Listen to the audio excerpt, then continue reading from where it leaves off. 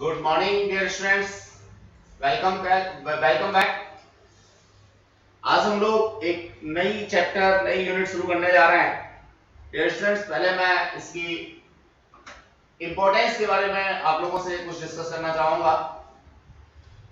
Oscillations के बारे में हम लोग यहाँ डिस्कस करेंगे, पीरियोडिक फंक्शंस के बारे में डिस्कस करेंगे, पीरियोडिक फंक्शन के रिप्रेजेंटेशन के बारे में डिस्कस करेंगे, नॉर्मल जो टर्मिनोलॉजी है उसको डिस्कस करेंगे। ऑसिलेशंस अगर हम लोगों का क्लियर होगा तो जो इसके नेक्स्ट चैप्टर है हमारा वेव्स का, वो हमारा क्लियर होगा। और जब हम वेव्स की बात करेंगे, टाइप्स ऑफ वेव्स में हमारे पास इलेक्ट्रोमैग्नेटिक वेव्स आती हैं, प्रोग्रेसिव वेव्स आती हैं, मटेरियल वेव्स आती हैं। तो डिरेक्शन वेव कोई भी हो, लेकिन चूंकि वो पीरियोडिक है तो उसका रिप्रेजेंटेशन सेम होगा। तो जो वेव का कॉन्सेप्ट हम लोग यहाँ प्रोग्रेसिव वेव्स के लिए पढ़ेंगे, सेम कॉन्सेप्ट हम लोगों को हमारी नेक्स्ट क्लास यानी 12th में इलेक्ट्रोमैग्नेटिक वेव्स के लिए पढ़ना है, ऑल्टरनेटिंग करंट्स के लिए पढ़ना है, फिर उधर वेव थ्योरी में पढ़ना है। तो डियर स्टूडेंट्स, जो शुरुआत है वेव्स की वो हमारी ऑसिलेशन से होती है।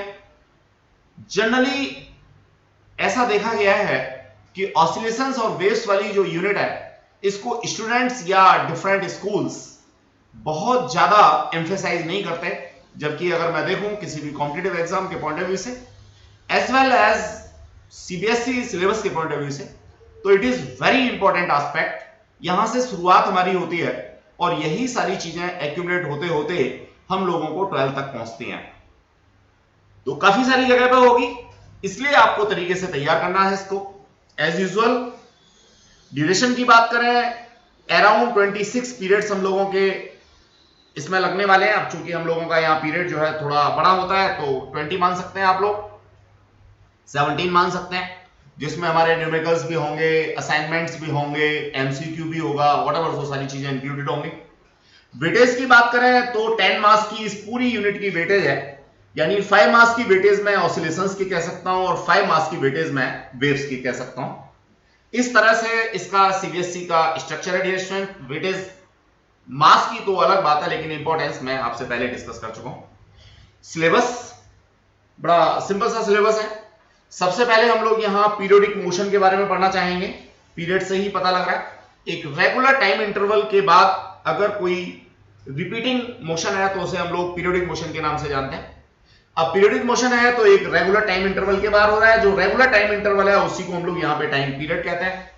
टाइम पीरियड का अगर रेसिप्रोकल मैं लेता हूं तो ये मेरा फ्रीक्वेंसी कहलाता है, दैट इज 1/t। मैंने फ्रीक्वेंसी की बात की। Then after displacement as a function of time, मैं यहां इसके रिप्रेजेंटेशन की बात करना चाहता हूं, किसी भी डिस्प्लेसमेंट की बात करना चाहता हूं, अगर उसको टाइम के रेस्पेक्ट में देना चाहता हूं तो उसे मैं फंक्शन ऑफ टाइम के नाम से जानूंगा।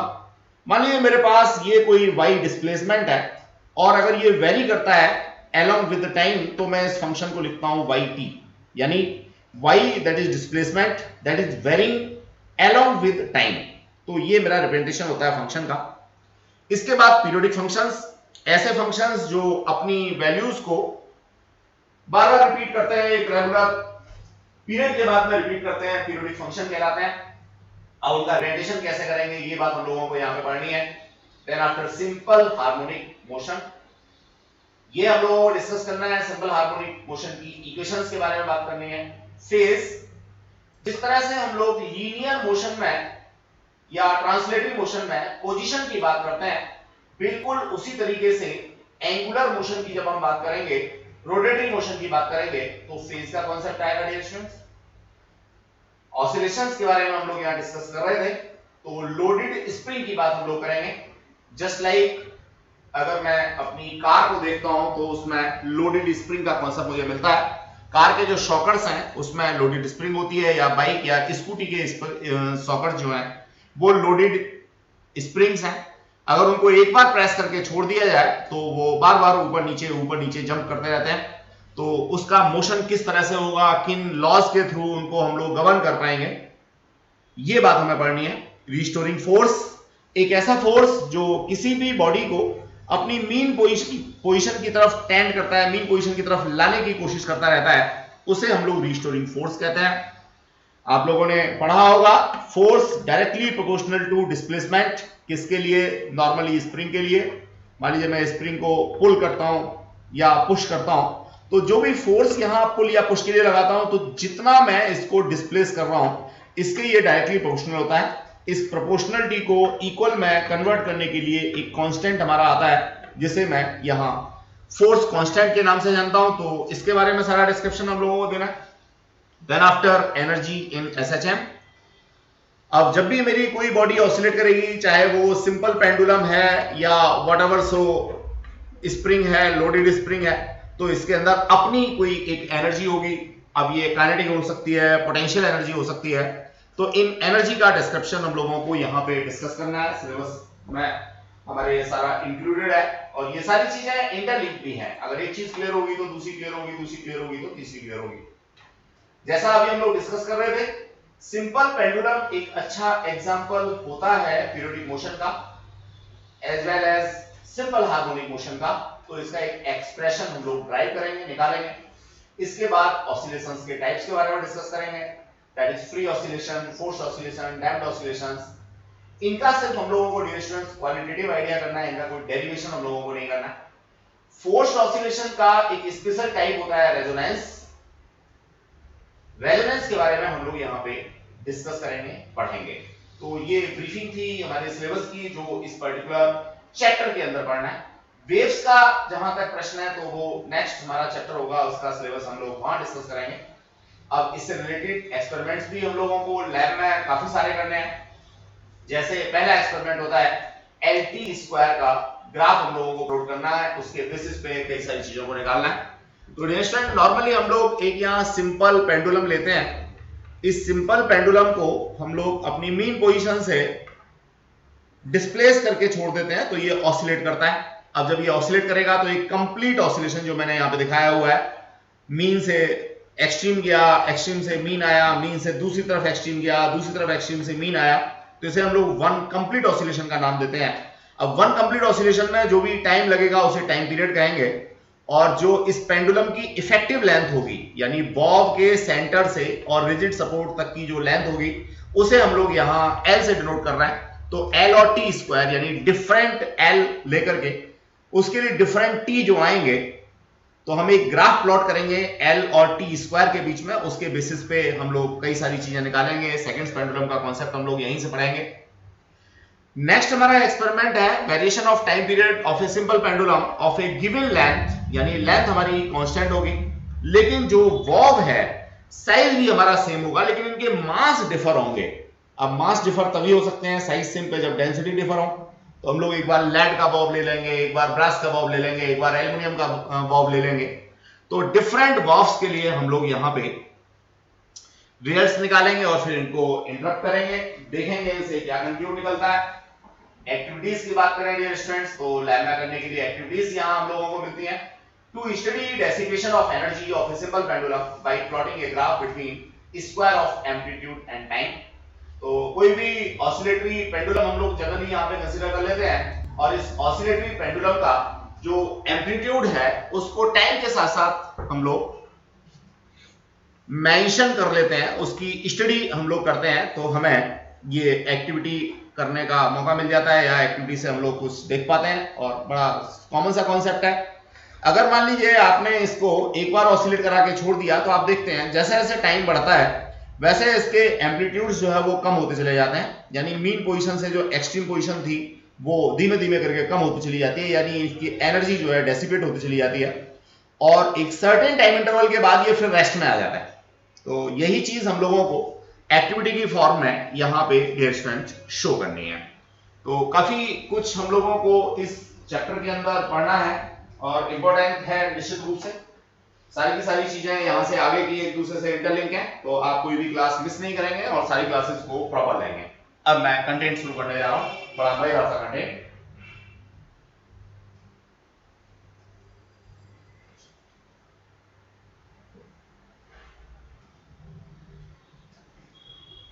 सबसे पहले हम लोग वेरिएबल डेफिनेशंस की बात करें, तो यहां डिस्कस करना चाहेंगे पीरियोडिक मोशन को। कोई भी ऐसा मोशन जो एक रेगुलर टाइम इंटरवल के बाद अपने आप को रिपीट करता है, दैट इज पीरियोडिक मोशन। हमने यहां हाईलाइट भी किया हुआ है, a motion repeats itself over and over again at a regular interval. Dear students, जैसे अर्थ अपनी जगह पे घूम रही है, हार्ट हमारा बीट कर रहा है, बार बार पंपिंग करता है, तो एक रेगुलर टाइम इंटरवल के बाद ऐसा हो रहा है। निश्चित रूप से हार्ट बीट की अगर मैं बात करता हूं तो ये पीरियडिक मोशन का एक अच्छा एग्जांपल हो सकता है, बशर्ते हम लोग रेस्ट में आराम से एक ही जगह पे बैठे हुए हैं, हमारे दिमाग में कोई आलतू फालतू का थॉट भी नहीं आ रहा, क्योंकि हार्ट बीट जो है वो ब्रेन से कंट्रोल्ड है। अगर हमें अचानक से डर लगने लगे तो अचानक हमारी हार्ट बीट बढ़ जाती है।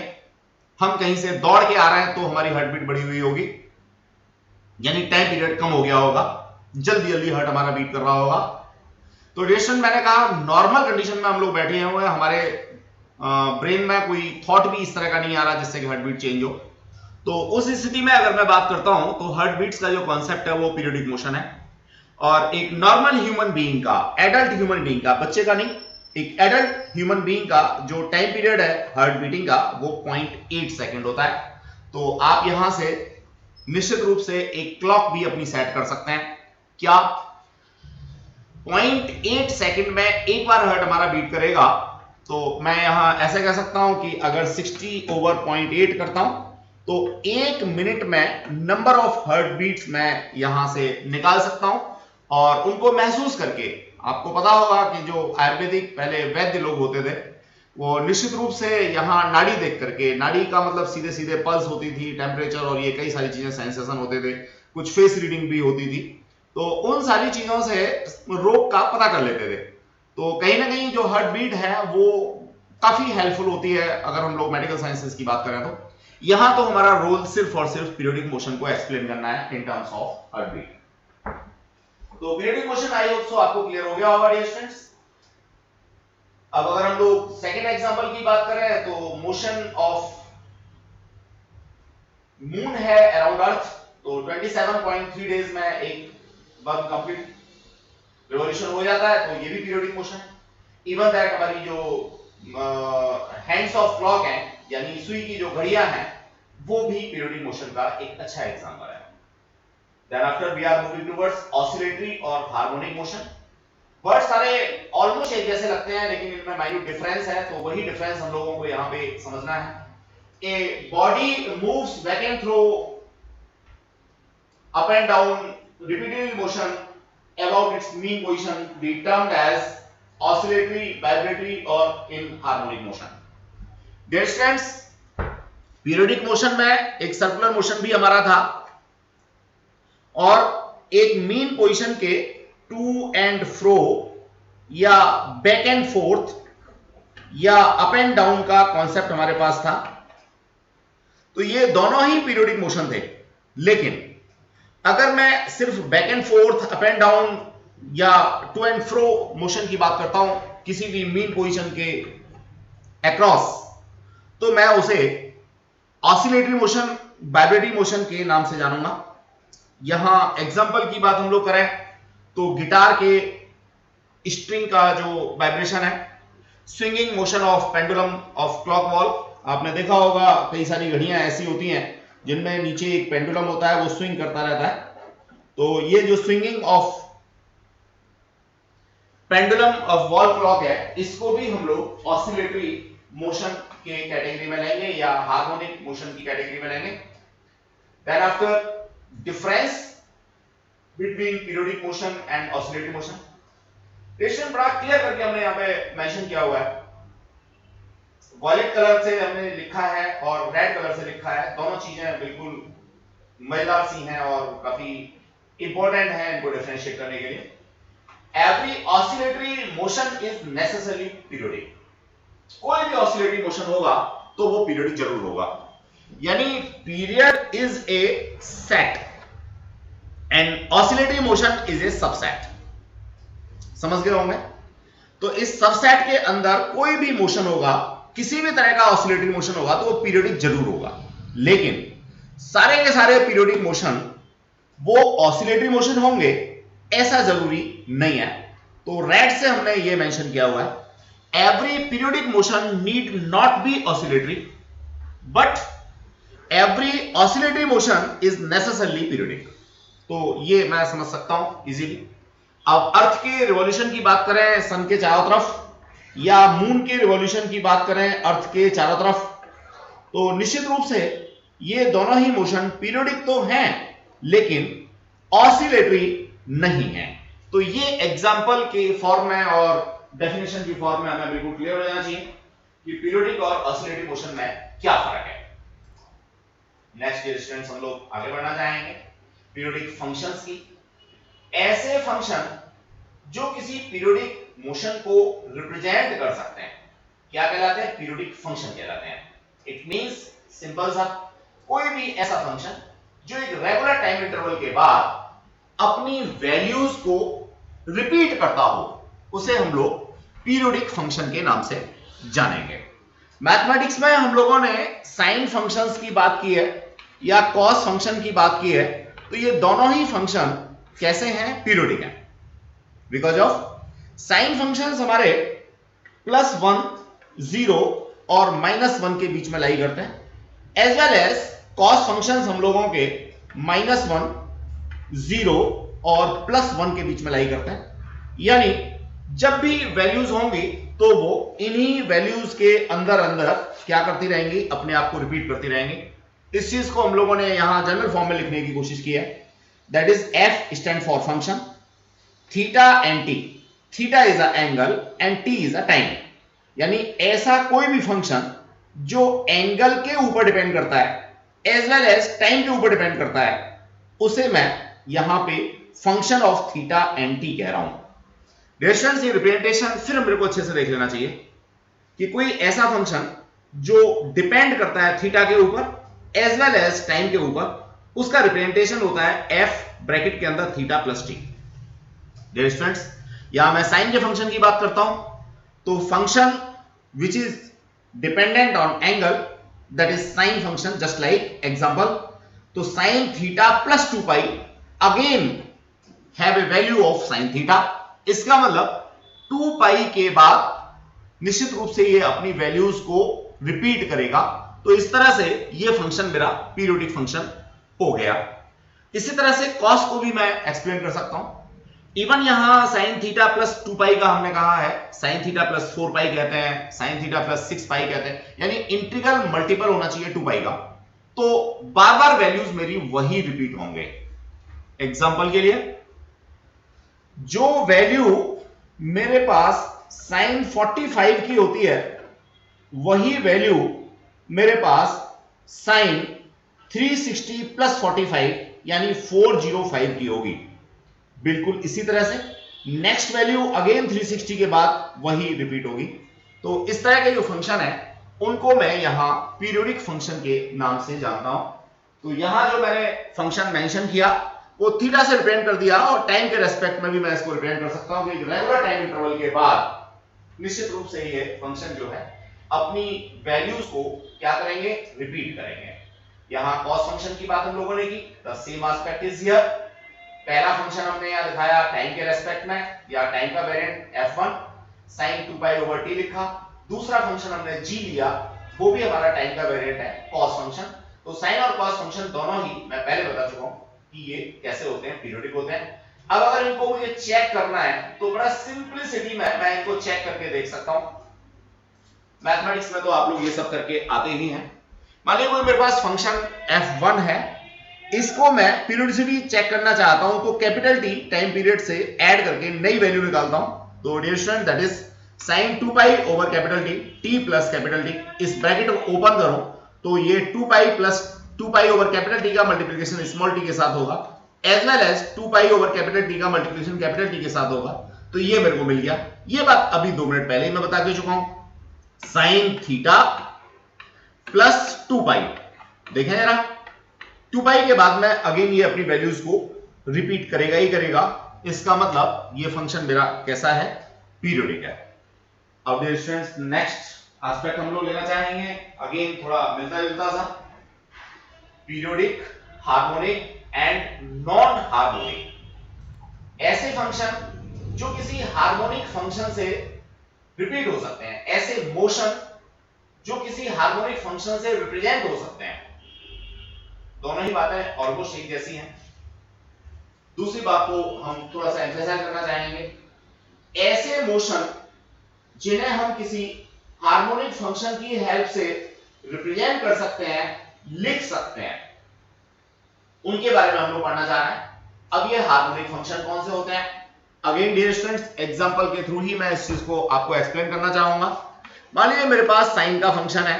अब साइन का फंक्शन हार्मोनिक है। क्यों हार्मोनिक है? क्योंकि इसकी जो लिमिट्स हैं वो डेफिनेट है, +1 से -1 इसकी लिमिट है। तो ये हमेशा जब भी अपनी वैल्यूज को चेंज करेगा तो वो +1 से ज्यादा नहीं कर सकता और -1 से कम नहीं कर सकता, इसलिए इसे मैं हार्मोनिक फंक्शन कहता हूं। बिल्कुल इसी तरह से जो कॉस का फंक्शन है वो भी हार्मोनिक है, ये भी मेरा -1 और +1 के बीच में ही अपनी वैल्यूज को चेंज कर सकता है। इसी बात को हम लोगों ने यहां नोट्स में एक्सप्लेन किया हुआ है। Function that repeats itself at a regular interval of its argument is called a periodic function. Argument बोले तो mathematical representation. The following sine and cosine functions are periodic with period T. Capital time T के बाद ये values हमारी बार बार repeat होती हैं, तो हमने यहाँ पे साइन ओमेगा टी जो थीटा है उसी को हम लोगों ने साइन ओमेगा टी यहाँ ब्रेकअप करके लिखा हुआ है, उसी को हम लोगों ने 2 पाई ओवर कैपिटल टी लिखा है। अब मैं नहीं समझता कि इसमें किसी स्टूडेंट को दिक्कत होगी, भाई ओमेगा के बारे में, एंगुलर वेलोसिटी के बारे में, 2 पाई ओवर कैपिटल टी के बारे में, ये प्रीवियसली हम लोग सारा का सारा 3rd या 4th यूनिट में कंप्लीट कर चुके हैं। तो वही सारी वैल्यूज को हम लोगों ने यहाँ पे बार बार रिपीट करके लिखने की कोशिश की है। तो ये मेरा फंक्शन f है जो टाइम का वेरिएबल है, और फंक्शन f जो टाइम का वेरिएबल है उसको मैं साइन के टर्म्स में लिख रहा हूं।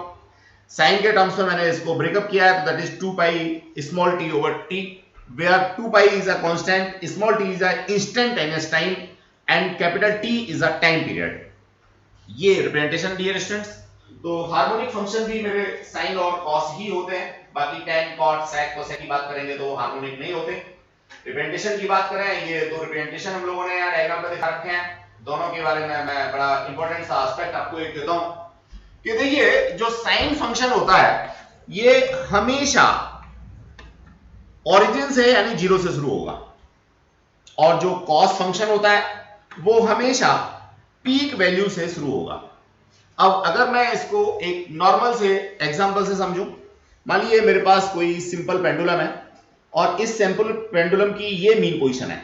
अब मैं इसके ऑसिलेशंस अगर मीन पोजीशन से शुरू करता हूं तो निश्चित रूप से इसका जो रिप्रेजेंटेशन होगा, चूंकि ये हार्मोनिक भी है, ये वाला होगा साइन फंक्शन की फॉर्म में, because of it is starting from mean. अब पेंडुलम तो मेरे पास वही है, लेकिन इस पेंडुलम को मैं मीन से शुरू नहीं करता, मैं इसकी शुरुआत कहां से करता हूं, किसी भी पीक से करता हूं।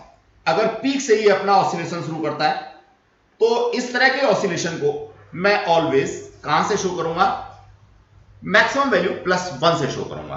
अब यहां नो डाउट ये मेरा कोई जरूरी नहीं है कि हमेशा इसी साइड से शुरू करेगा, इट मे बी पॉसिबल कि ये मेरा यहां से इस एक्सट्रीम से शुरू करे, इस एक्सट्रीम से शुरू करेगा तो मेरा जो मोशन का रिप्रेजेंटेशन होगा वो इस ग्रीन लाइन के अकॉर्डिंग होगा। तो डियर स्टूडेंट्स, लेफ्ट राइट के लिए सिंबॉलिक कॉन्सेप्ट है हमारा, यहां से आपको क्लियर हो गया होगा। ऐसे ही साइन का फंक्शन 0 से हमेशा प्लस की तरफ शुरू में जाएगा, ऐसा कोई जरूरी नहीं है। साइन का फंक्शन हमारा 0 से -1 की तरफ जा सकता है, फिर प्लस जा सकता है, फिर माइनस की तरफ जा सकता है, व्हाटएवर सो। तो डियर स्टूडेंट, नॉर्मल कंडीशंस में हम लोग पॉजिटिव डायरेक्शन में ही शो करते हैं, एक तरह से राइट हैंडेड सब लोग होते हैं। तो ज्यादातर केसेस में आपको अगर साइन फंक्शन की बात करनी है तो 0 से पहले प्लस की तरफ ही ले जाओगे, या कॉस फंक्शन की बात करनी है तो +1 से शुरुआत करोगे, लेकिन ऐसा कोई जरूरी नहीं है, हमारा दूसरी तरफ का मोशन भी हो सकता है। क्लॉकवाइज और एंटी क्लॉकवाइज का कॉन्सेप्ट है डियर स्टूडेंट्स। अगर मोशन मेरा एंटी क्लॉकवाइज है then I should consider here positive, और अगर क्लॉकवाइज है then I should consider it negative. आप सबको पता है, बिगिनिंग से पढ़ रहे हैं कि एंगल मेजरमेंट हमारी एंटी क्लॉकवाइज होती है, तो मोशन की अगर हमारा एंटी क्लॉकवाइज है then we have to consider it positive. तो ये बहुत छोटी छोटी बातें हैं जो आगे जाकर के बड़ी हो जाती हैं डियर स्टूडेंट्स, जो परेशान करती हैं न्यूमेरिकल्स के अंदर, इसलिए मैं इनको एम्फसाइज करने की कोशिश कर रहा हूं। यहां हम लोगों ने इसको मेंशन भी किया हुआ है एग्जाम के पॉइंट ऑफ व्यू से। All harmonic functions are necessarily periodic, but all periodic functions are not harmonic. हर पीरियोडिक फंक्शन हार्मोनिक होगा ऐसा जरूरी नहीं है, लेकिन हर हार्मोनिक फंक्शन पीरियोडिक होगा ऐसा जरूरी है। तो डियर स्टूडेंट्स, ये चीज हम लोगों ने यहाँ पे डिस्कस की। अब जैसे एग्जांपल के लिए मैं बात करता हूं, ये तीनों एग्जांपल्स जो हैं वो निश्चित रूप से पीरियोडिक तो हैं लेकिन हार्मोनिक नहीं है। पीरियोडिक तो हैं लेकिन हार्मोनिक नहीं है। एज यूजुअल एक छोटा सा न्यूमेरिकल हम लोग यहां डिस्कस करना चाहेंगे, देखते हैं जरा, बहुत ही मजेदार सा। अब इस न्यूमेरिकल में थोड़ा सा प्रीवियस नॉलेज की जरूरत हम लोगों को होगी। एक पार्ट मैं आपको यहां सॉल्व करके दिखा रहा हूं, बाकी के पार्ट्स आप लोग एज असाइनमेंट घर से करेंगे। ये यहां क्या पूछता है, which of the following function of time represents A periodic and non periodic. यहां कुछ फंक्शंस हमें लिस्ट किए हुए हैं, तो इसमें हमें बताना है कि कौन कौन सा फंक्शन है जो पीरियोडिक है और कौन कौन सा फंक्शन है जो नॉन पीरियोडिक है, and give the period of each case. अब पीरियोडिक है या नहीं है ये तो पता नहीं है, साथ में हमें पीरियड भी निकाल के देना है, टाइम पीरियड भी इसका निकाल के देना है।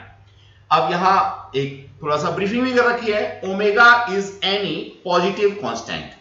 ओमेगा को यानी एंगुलर वेलोसिटी को यहां पे पॉजिटिव कांस्टेंट की तरह से ट्रीट किया है। इसका मतलब जो मोशन है उसको शुरू में उसने कह दिया कि it is anti clockwise. Student जिनका मैथमेटिक्स थोड़ा ठीक है वो ही इस क्वेश्चन को बहुत अच्छे से कर सकते हैं। अब ये एनसीईआरटी का क्वेश्चन है, 4 पार्ट याद रखे हैं, लेकिन कोई जरूरी थोड़ी है कि ये एनसीईआरटी का क्वेश्चन ही आपके एग्जाम में आएगा, कोई भी आ सकता है। तो आपको यहां प्रोसेस को फॉलो करना है, न कि क्वेश्चन को।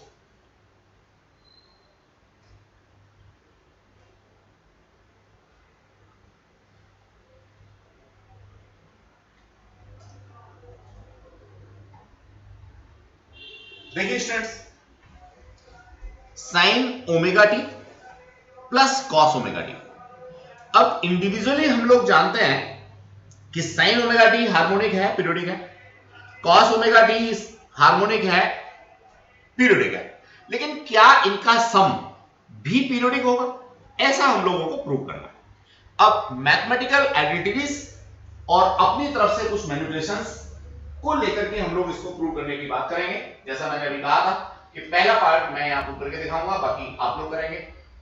देखिए, लेकिन एक बार अगर आपने प्रूव कर लिया तो फिर फाइनली इसको एज रिजल्ट आप लोग यूज कर सकते हैं। प्रूव करने के लिए हम लोग क्या करते हैं, अपनी तरफ से कुछ मैनिपुलेशंस करते हैं आइडेंटिटी टर्म्स में। इसको बनाने के लिए हमने क्या किया डियर स्टूडेंट्स, इस पूरी इक्वेशन को 2 स्क्वायर रूट 2 से मल्टीप्लाई किया और स्क्वायर रूट 2 से क्या कर दिया, डिवाइड कर दिया।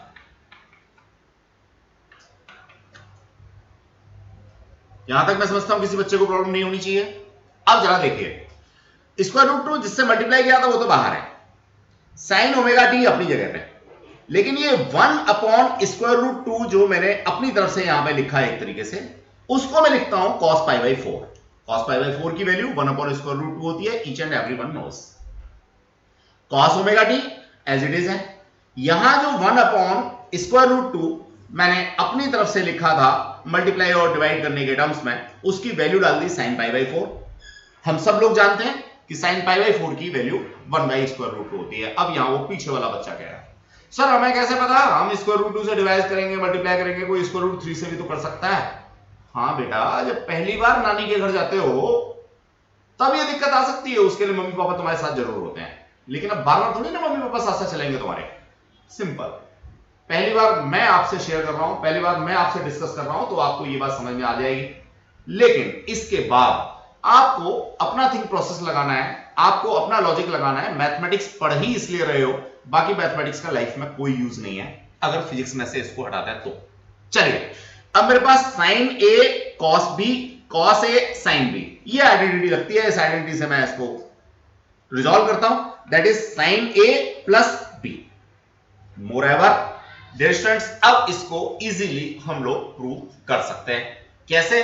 मान लीजिए मेरे पास कोई फंक्शन है x जो टाइम का वेरिएबल है, तो एक बार मैंने xt की वैल्यू निकाली, अगली बार मैं t की जगह पे t plus 2 by over omega place करूंगा, तो यहां मैं प्लेस कर सकता हूं। ओमेगा टी की जगह पे, ओमेगा तो अपनी जगह पे आ गया, लेकिन स्मॉल टी की जगह पे यूज किया मैंने small T plus 2 pi over omega, that is here plus pi by 4।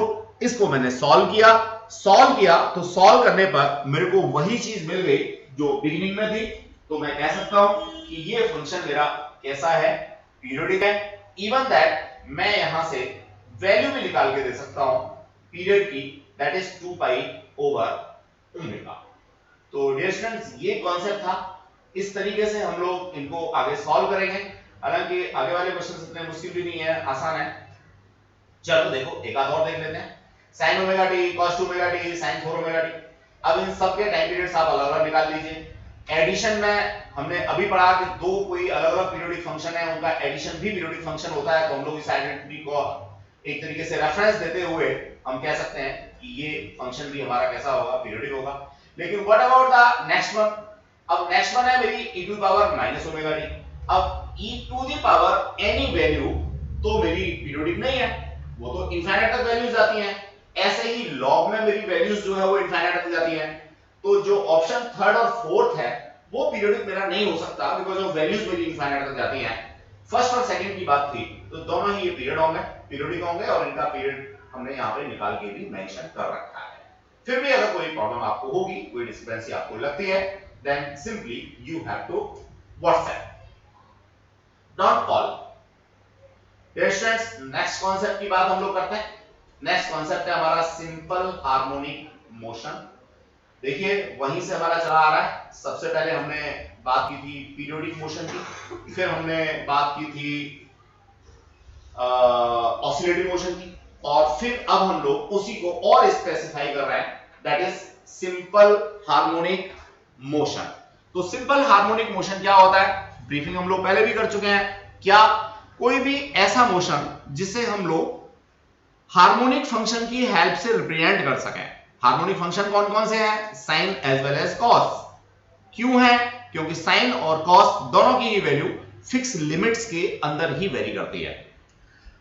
क्या लिखा है हमने, जरा एक बार देखते हैं, डिक्टेट करते हैं ऐसे।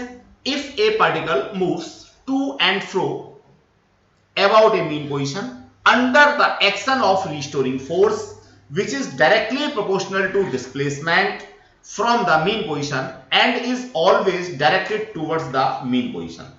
अब ये थ्योरेटिकल बात है, मैथमेटिकल बात अभी हम लोग आगे करेंगे।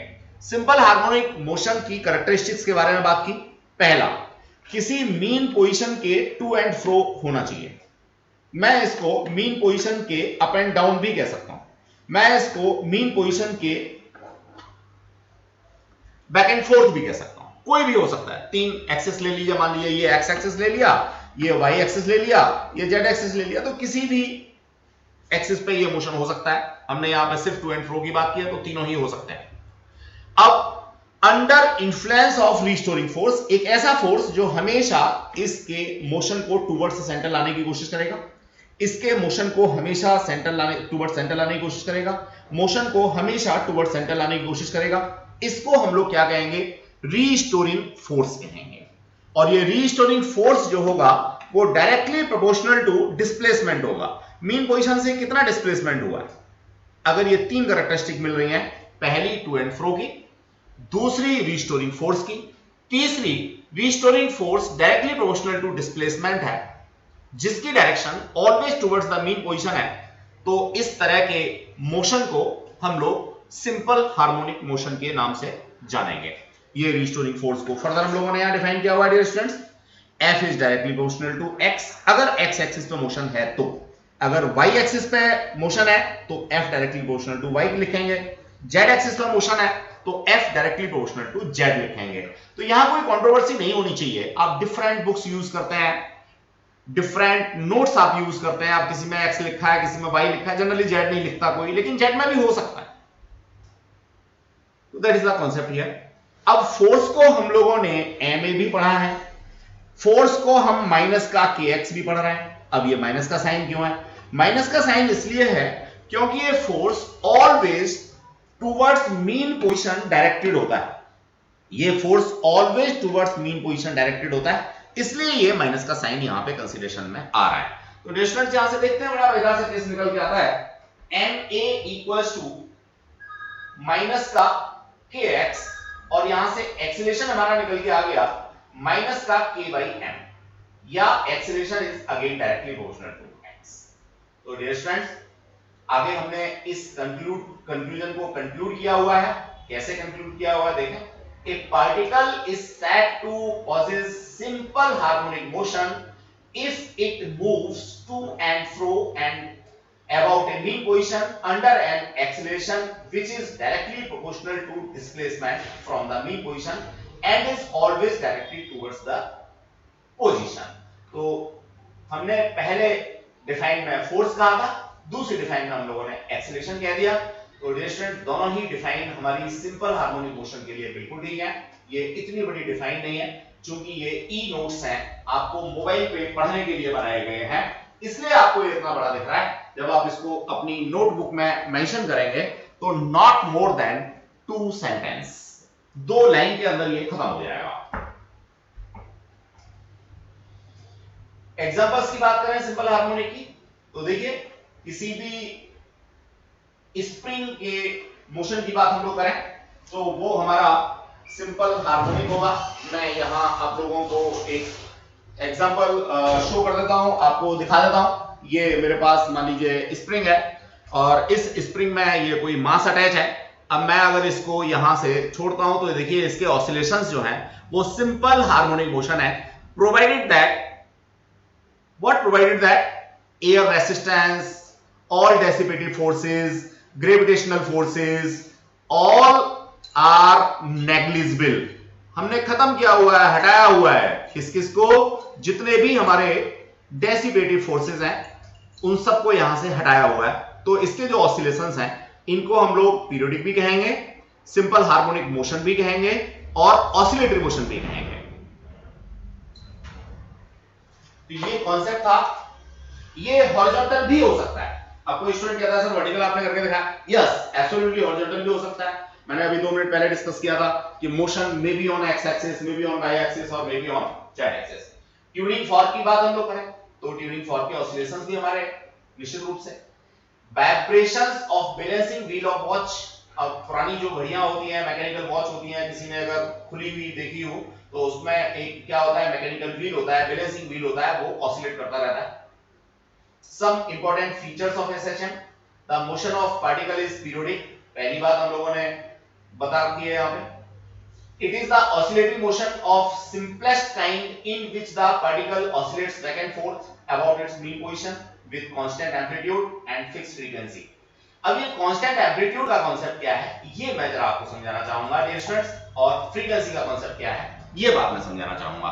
देखिए मान लीजिए ये मेरे पास कोई एक मीन पोजीशन है, मेरी ऑसिलेटरी बॉडी यहां से इस एक्सट्रीम तक जाती है, यहां से वापस मीन आती है, फिर जितना इधर गई है, सपोज एक्स गई है, उतना ही दूसरी तरफ एक्स यहां जाती है। तो देखिए ये एम्पलीट्यूड कहलाएगा। मीन पोजीशन से एक्सट्रीम तक की पोजीशन ये एम्पलीट्यूड, मीन पोजीशन से एक्सट्रीम तक की जो डिस्प्लेसमेंट है दैट इज मीन पोजीशन। तो वो ये कह रहा है क्या कि एम्पलीट्यूड हमारा कैसा रहना चाहिए, कांस्टेंट रहना चाहिए। दूसरी तरफ फ्रीक्वेंसी, एक कंप्लीट ऑसिलेशन में, ये कंप्लीट ऑसिलेशन है, मीन पोजीशन से इधर गया, यहां से फिर मीन आया, मीन से फिर इधर गया, एक्सट्रीम पोजीशन पे फिर मीन पे आ गया, ये कंप्लीट वन ऑसिलेशन है। इस वन कंप्लीट ऑसिलेशन में जो टाइम लग रहा है इसको मैं टाइम पीरियड कहता हूं, और इस टाइम पीरियड का जो रेसिप्रोकल है उसको मैं फ्रीक्वेंसी कह रहा हूं डियर स्टूडेंट्स। तो यहां वो इस बात को कह रहा है कि एक तो एम्पलीट्यूड कांस्टेंट रहना चाहिए, ये रहा एम्पलीट्यूड कांस्टेंट रहना चाहिए, और फ्रीक्वेंसी इसकी कैसी रहनी चाहिए, कांस्टेंट रहनी चाहिए, फिक्स रहनी चाहिए। Restoring force acting on particle is proportional to its displacement. We have already discussed it कि जो restoring force है वो हमारा displacement के डायरेक्टली प्रोपोर्शनल होना चाहिए, या मैं यहां पे लिख सकता हूं F equals to minus kx, where k is a restoring constant। Minus का साइन इसलिए क्योंकि ये फोर्स हमेशा टूवर्ड्स मीन पोजीशन काम करता है। तो ये कुछ चीजें थी डियर स्टूडेंट जो हार्मोनिक मोशन को, सिंपल हार्मोनिक मोशन को रिप्रेजेंट करने के लिए, लिखने के लिए, बताने के लिए एसेंशियल है। तो आई होप सो आपको क्लियर हो गया होगा। Next thing is the force acting on the particle always oppose the increase in displacement. अब इस चीज को दोबारा एक तरीके से बोला गया है, बाकी तो हम अभी डिस्कस कर ही चुके हैं। क्या कि भैया जो रीस्टोरिंग फोर्स है वो हमेशा टूवर्ड्स मीन पोजीशन लगेगा। इसका मतलब क्या हुआ, उल्टे तरीके में क्या कह सकता हूं कि ये जो रीस्टोरिंग फोर्स है ये मीन पोजीशन से दूर जाने को रोकेगा, अपोज करेगा। यही बात यहां पे लिखा रखी है, ठीक है भाई, सॉरी यहां पे लिखी हुई है the force acting on the particle या restoring force acting on the particle always oppose increase in displacement, यानी ये डिस्प्लेसमेंट है तो इसको इंक्रीज होने से हमेशा ये रोकेगा। A simple harmonic motion can always be expressed in terms of single harmonic function of sine और कॉस। ये बात भी कोई नई नहीं है, हम लोग पीछे डिस्कस कर चुके हैं, लेकिन नोट्स की फॉर्म में यहां हमें क्या करना था, इसको डिस्क्राइब करना था, लिखना था, इसलिए दोबारा से लिखा हुआ है कि जो भी हमारा सिंपल हार्मोनिक मोशन होगा वो single valued harmonic function just like sine और कॉस के टर्म्स में होना चाहिए। तो डियर स्टूडेंट्स, आज हम लोग इतना ही डिस्कस करना चाहेंगे, बाकी की बातें नेक्स्ट क्लास में करेंगे। इतना अगर आप क्लियर करेंगे तो अगली क्लास में चीजें समझ में आएंगी, क्योंकि बार बार हम लोग इन्हीं टर्म्स को यूज करने वाले हैं। तो आप ये सारा का सारा तैयार कर लें, इसमें कोई भी चीज आपको अंडरस्टैंडिंग में ना हो ऐसा नहीं होना चाहिए, सारी चीजें बिल्कुल अंडरस्टैंडिंग में होनी चाहिए। अगर कहीं कोई डाउट है, कोई चीज आपको प्रॉब्लम कर रही है तो simply you have to WhatsApp me. Thanks a lot, keep safe, be safe.